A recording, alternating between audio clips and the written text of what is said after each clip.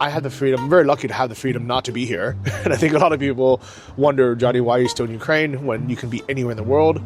You're literally a digital nomad. You're financially independent.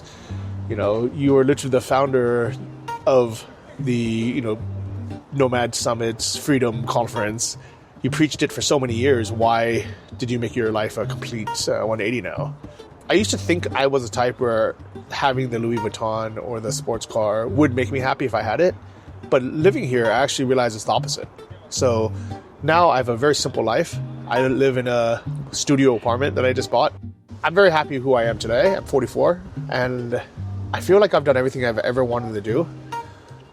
I really believe that for every single person, less is more. So if you can cut out unnecessary things in your life, whether it's clutter in your home, the size of your home, your expenses, even just like responsibilities, if you can just cut out as much as you can and have less, like, first financial responsibility, but second, bring back your time and your freedom, I think that's the most important thing. Welcome to a new episode of the Nomad Summit podcast. This one is, again, a very special one. We're doing an in-person recording with Johnny FD, the original founder of the Nomad Summit. And it's not anywhere, it is in Kyiv. Hi, Johnny. Hey, nice to see you again, all the way here. We're actually right underneath the Motherland Monument, if you guys have seen photos or videos of this. Yeah, this is a very special place inside a very special city. And the occasion here is an event. There are 23 cars lined up here that are being handed over to the armed forces of Ukraine. This is I think the 47th convoy of Help 99.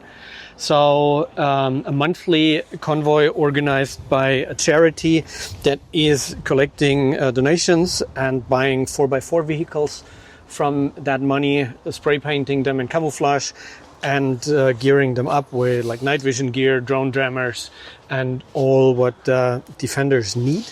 And I've been driver of one of those cars again.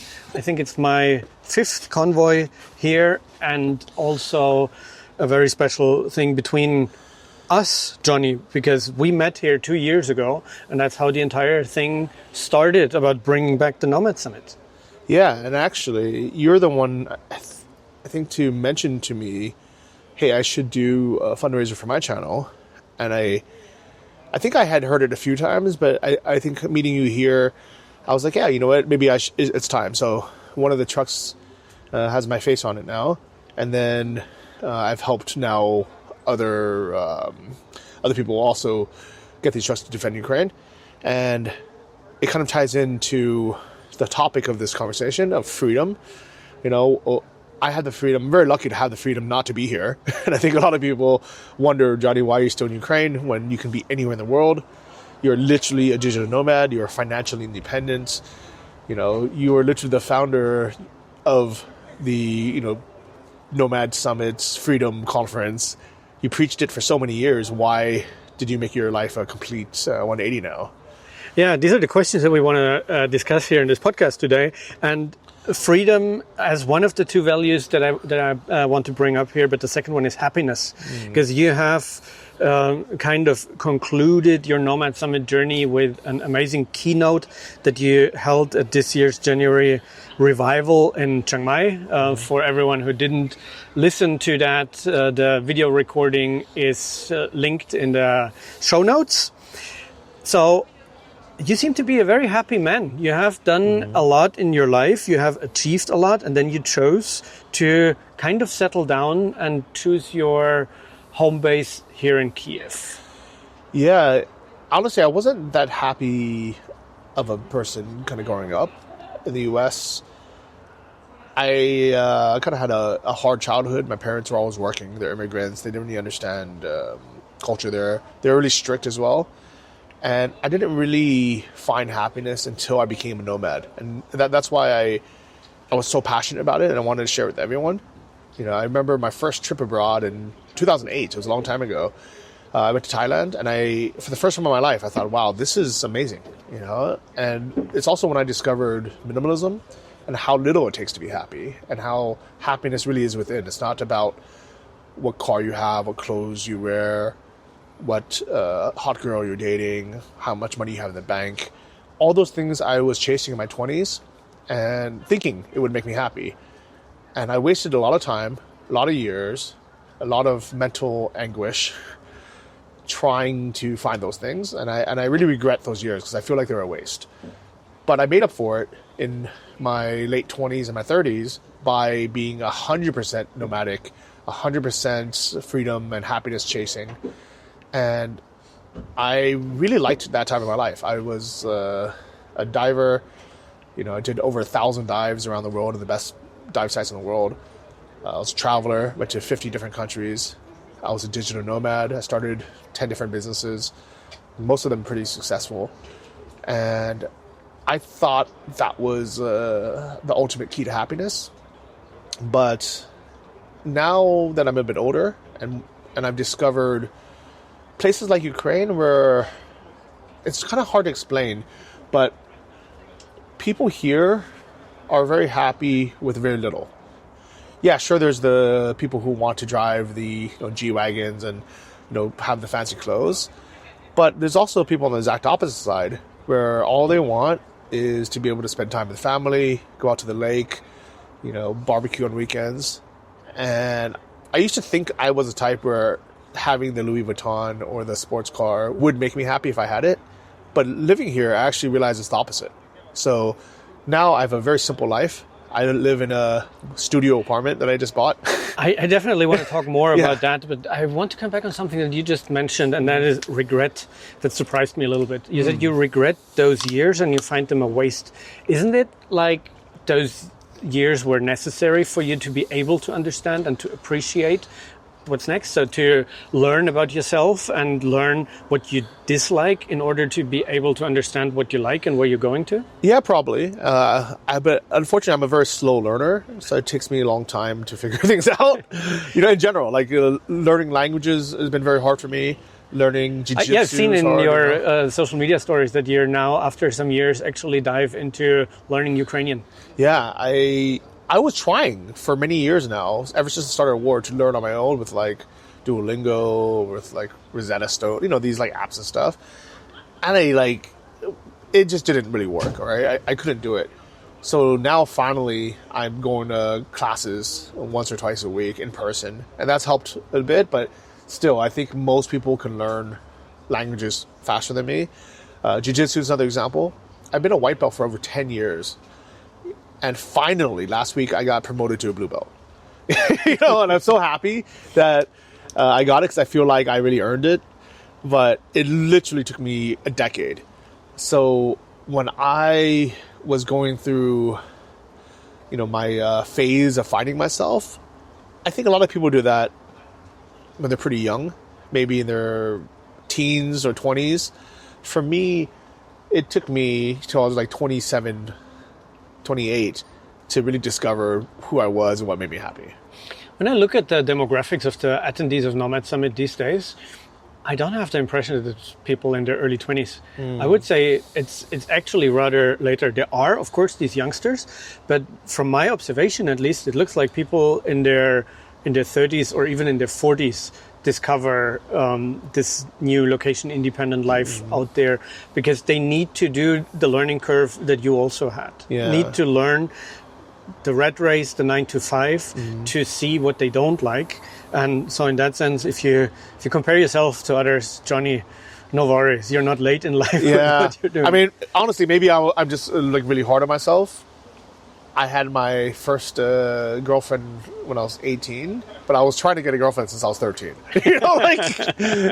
So I think part of me, I thought I needed certain things in my life to make me whole or make me happy or make me even worthy, of being a cool guy or just a man, And now I realize, what?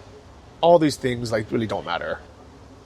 I'm very happy who I am today. I'm 44 and I feel like I've done everything I've ever wanted to do. I've been to all the countries I wanted to go to. I've traveled, eaten everything. Now I'm like, okay, what else is there to life? And actually, ironically, I've rediscovered video games, something I haven't played in over a decade because I was so busy hustling and, building businesses. I thought it was a waste of time. And now I'm like, you know what? Now I have time. So let me enjoy my Xbox. Okay, that's funny, especially for people who know you from the past, who know a different Johnny. That was also an experience to me quite surprising. I met you first at the Nomad Summit before COVID, and I met a very different Johnny there. Yeah. So when we met here randomly in the streets of Kyiv 2 years ago, and you invited me to your apartment, having the picture in mind of the old pre-COVID Johnny, I expected something different. I'm curious. Yeah. When you showed me your apartment, I was like, oh, wow, that's very simple. It's beautiful. It's nicely renovated, but it's much smaller and much less fancy than I would have thought a Johnny's apartment would look like. Oh, man, you should see my new apartment that I'm living in now. That one I rented out. That was actually big. This one is literally a third of the size of that. That one was had 3 rooms. This one has 1 room. but that is probably a very good example for the topic here, happiness. Yeah.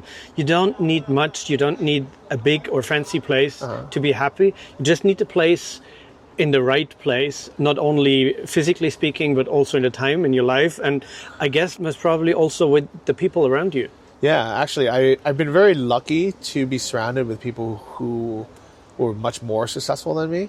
One example I use a lot is my podcast co-host for Invest Like a Boss, a guy named Sam Marks. Met him in Chiang Mai. We were living in the same building at the time at the Siri in Neiman, nice place.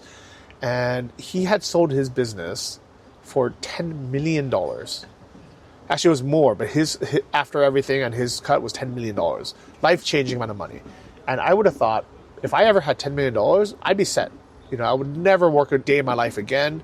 I'd be so happy. I'd be so generous, treating everyone out all the time, flying business class everywhere, go on fancy vacations, doing whatever I wanted to do. But knowing him for the past probably 8-9 years, I just seen him go through stages of stress and anxiety, and even stages of feeling like it wasn't enough. Because he was surrounded by people who sold their businesses for 30 million or 50 million or 100 million. And he thought he wasn't enough. And he thought, you know what, maybe the first business was a fluke. Maybe to prove myself as a successful entrepreneur, I need to start a second one and also have that be a success. Ironically, now he's kind of done a complete 180. And now he's happy, not living a simple life, but he's kind of calmed down now. He went through a lot of meditation and Buddhism and stuff like that. But seeing him was good. I don't want to say demotivation, but it was it put into perspective that having more money wouldn't make me happier. So that's when I decided I have enough. I have a nice retirement account that I built up when I sold my businesses, and I had saved up, probably 75% of everything I earned when I was actually running those 10 different businesses and earning really good money. For those who haven't followed my journey, I had 3 dropshipping stores. I always had my YouTube channel. I had my 2 podcasts. I had the Nomad Summit. I had a couple side businesses, web marketing, web design. I had all these random things that I was doing, and altogether I was making like 20 grand a month from them. But I was spending probably 20,000 baht, because I was living a very simple life, maybe not 20,000, but I was spending like $1,500 a month while saving 18,000. It was insane. And I didn't know why I was doing that. I think I was so scared of the money stopping or being broke in my later years and being old and, stressing about money. Growing up, seeing my parents fight all the time, it was always about money. And I never wanted to go through that. So I was happy living in a $350 a month apartment, even when I was making a lot of money and running those businesses. And I'm very grateful that the lessons I learned in my 20s when I was living in LA and chasing that lifestyle, that I learned it then. Even though it took me a long time, by the time I was, in my 30s and earning, $200K a year, I realized that doesn't make me happy, and saving that money and using it for my future would make me happy.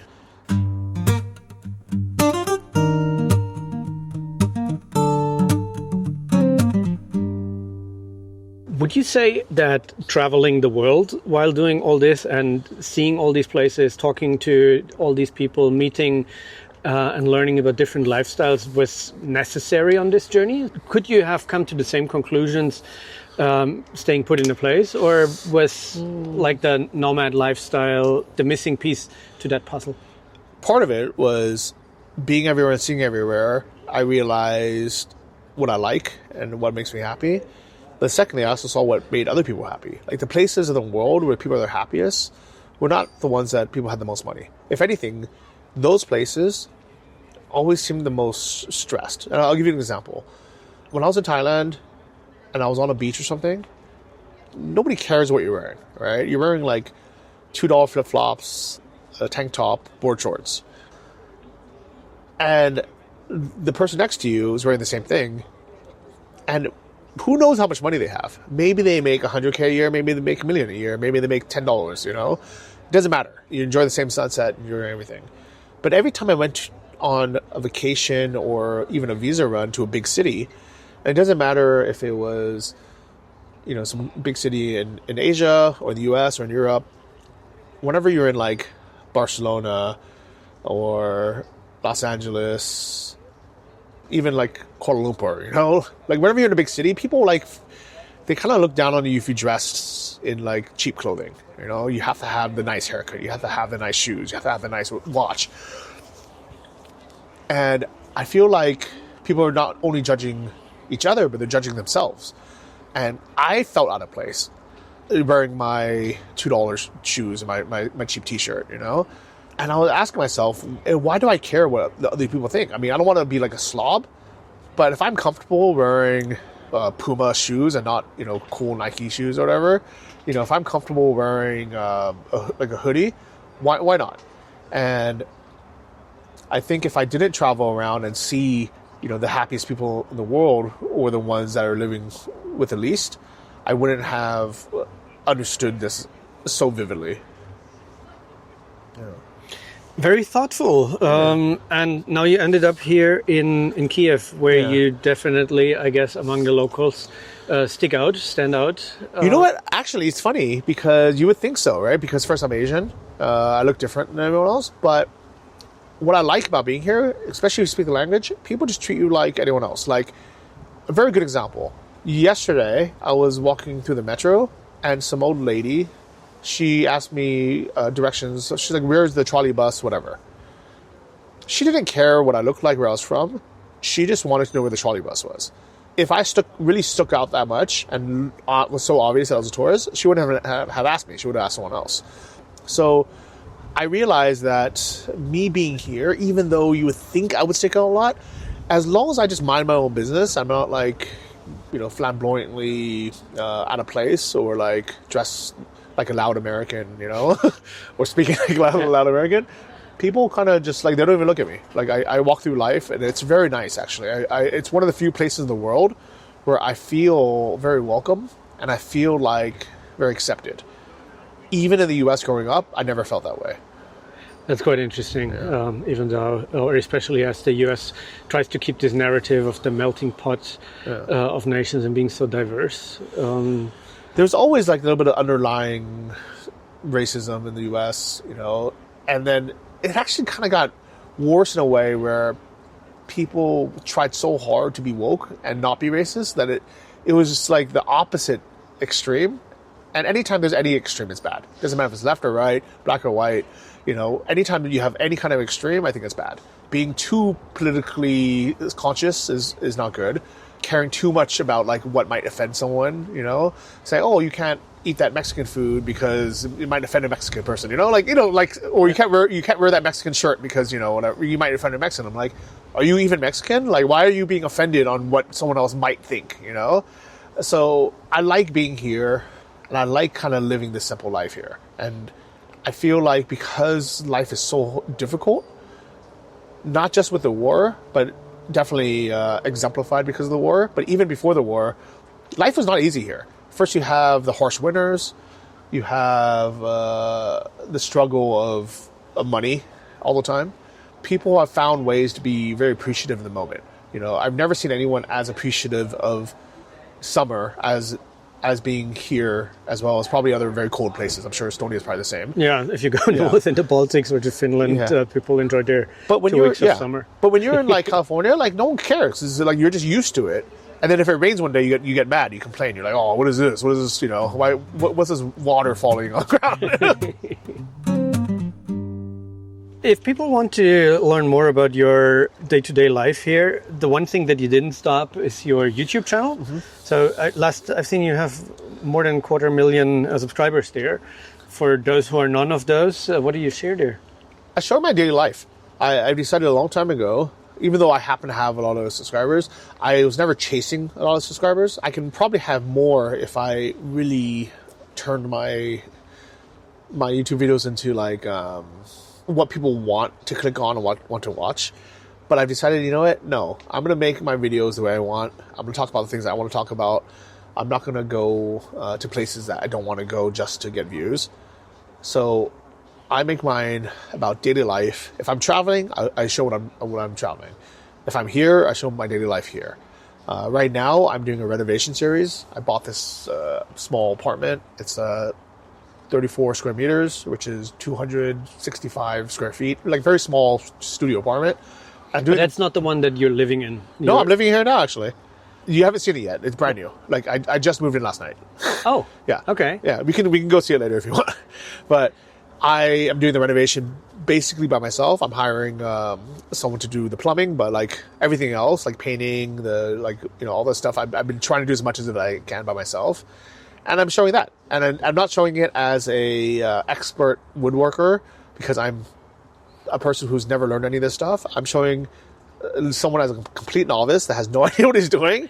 But I'm trying to make this kind of old Soviet Khrushchevka, this like crappy... Like a 5-story building? Yeah. The brick old building, version of Khrushchevkas? Yeah. It was a terrible place. Like people...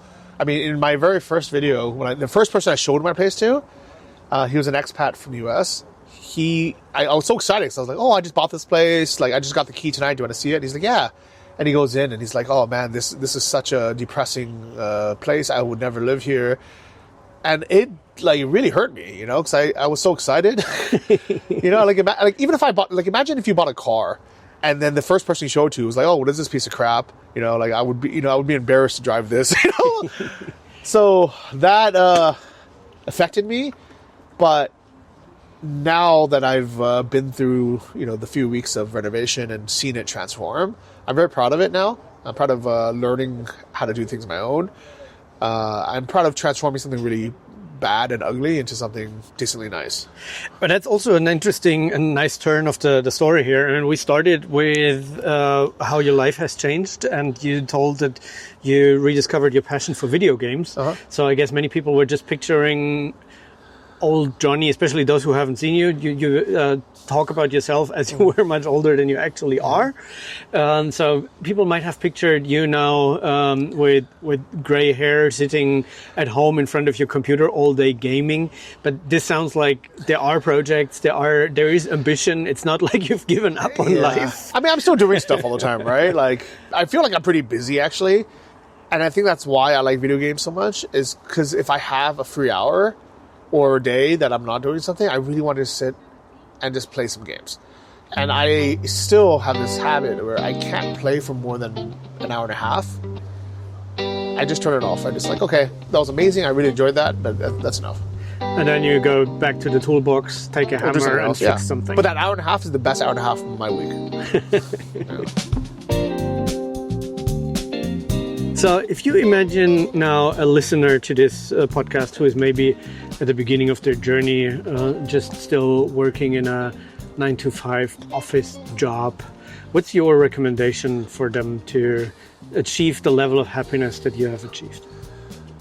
I really believe that for every single person, less is more. So if you can cut out unnecessary things in your life, whether it's clutter in your home, the size of your home, your expenses, even just like responsibilities, if you can just cut out as much as you can and have less, like, first financial responsibility, but second, bring back your time and your freedom, I think that's the most important thing. So if you can do that in your 9-to-5, do that. There's no downside of having a stable 9-to-5 that you like. as long as you have the freedom to do other stuff. But if you hate your job, if it makes you unhappy, and there's no way for you to have it give you the freedom you want, whether it's travel or having the ability to do it remotely from somewhere else, then absolutely go after your dreams and find what makes you happy. But it makes it much easier to do that if your expenses are low. So if your overhead is $4,000 a month, good luck trying to start a business and have enough time and runway to cover that. But if you can do kind of what I did, go from a nice corporate job and then go live somewhere like Chiang Mai, Thailand, where you can live off of $1,000 a month, the runway is much longer and extended, even by doing something as simple as selling your car. That's literally how I funded my first year, is I just had my car that I no longer needed if I was living in Thailand, and I sold it. I said, okay, I have this amount of time to figure something out. And by living cheaply, it was enough time. Plus, surrounded by the right people, the right crowd. Yeah, definitely. Because if it wasn't for the people I met there, and back then it was much harder, before we had things like the Nomad Summit, it was hard to meet other entrepreneurs and digital nomads. Now there's meetups, there's groups, there's, all this stuff. But back in 2013, or especially 2008 when I first went, it was really hard. So now I feel like it's life kind of on easier mode. You still have to do the work, but it's much easier. You have AI to assist you, and you have this big community, and the Nomad Summit back as an annual event where you meet all these people that can give you inspirations and the latest infos on who does what, what's next, etc. And actually, I had to look it up myself, but Nomad Summit's coming back to Chiang Mai again. Of course, every year. Yeah, we brought it back as an annual event, and actually, I've just finalized details with the Shangri-La again. Oh, nice. So we're actually coming back also to the same venue in January 2026. Okay. Third weekend of January, same format, 2 days conference on the weekend, and then the Nomad week, full week of independent side events. It was a really good success model this year. Turned out in the end 56 side events, self-organized by the community, supported by us as a platform. So we're definitely doing that again in a very similar format. Okay, well, I'll come by. Of course, you're always welcome there, as well as everyone is welcome here in Kyiv. So let's maybe close this episode a bit about living in Kyiv these days, living in Ukraine, coming here, supporting the defenders of this country. Yep. So if anyone is curious, what is your suggestion? Honestly, it's a tough situation because part of me says, come here, support the local economy, meet the people, understand what's at stake. But the other part of me knows that it is dangerous to come to Ukraine, especially to Kyiv. There's been so many nightly attacks by Russia. And honestly, definitely don't message me saying, hey, I want to come to Ukraine. Hold my hand on how to get there, what train to take. Because I get these questions every day. And the reason why I stopped answering them is if I answer one question, I get 5 more questions. And first, I don't have the time, I don't have the energy to answer everyone. I'm not a tour guide. I don't know people's situations. I also think that if someone can't figure it out themselves, they probably shouldn't be coming to a war zone right now. Yeah, definitely wise words, good points. But also, at one point, I need to contradict a little. I mean, I'm an insurance guy. Yeah. So calculating risk is something that's deeply rooted in what I do. And still, I'm here. Looking at the actual risk of coming here, of being here, I would say it's not much elevated over walking through the streets of Ho Chi Minh City. So there is an elevated risk if you are, as a pedestrian, walking through this crazy traffic. And as well, there is an elevated risk here of coming to Kyiv. Yeah. But there's also the best air defense in the world here applied at the moment. And the attacks on Kyiv directly are very directed. Or you must be really, really unlucky. And that comes just to probabilities. Yes, people are getting injured, are getting killed by missiles and drones flying into their homes. But this is not, from an individual perspective, this is a risk that is very different from what maybe the media might suggest. Well, I've calculated the risk, and I agree that it's equivalent to, maybe not walking in Ho Chi Minh City, but for sure, it's if you're willing to drive a motorbike in Bali, you should be willing to be here. Exactly. It's dangerous. people there, they die all the time. Here, every time there's a big attack, somewhere between 4 and 14 people on average get killed. But then there's also like the 50 or 70 people who get injured. And it could be glass, but it also could be you losing an eye. And I don't know if those type of injuries are that much better than dying, Yeah, sure. You can have something that changes your life forever if you lose an eye or whatever. And I also don't want to downplay that risk, of course. I mean, last time we were in Lviv together with Orest, and we saw the impact of that missile flying into the courtyard of the kindergarten, into the playground. Fortunately, that night, no one died, but it was very close to people's homes. So, of course, these things happen. But definitely, if you are interested in, as a listener here, in supporting the defenders of Ukraine, we will link Help 99 in the show notes below. That's this initiative that is collecting the donations, driving cars, convoys into Kyiv every month. And that is definitely making a difference here for the frontline defenders, but also, and even more so, I would say, for the morale of not only the soldiers, but the entire country, showing them that they're not alone, that there are supporters from all around the world that are not only donating money, but go the extra mile. Some of them drive these vehicles here themselves, and they come. This time we have a group of Icelanders here with us. The cars show the flag of Iceland. There's a car with the Faroese flag. Oh, nice. So showing and seeing that the support is coming from all around the world and from the hearts of people, that is definitely something that's very important for the morale. Yeah, absolutely agree. Thank you guys all for listening. Hope to see you guys in Chiang Mai. Absolutely. January, Chiang Mai, Thailand. Johnny, thank you very much. Thank you. Produced by radioguru.co.uk.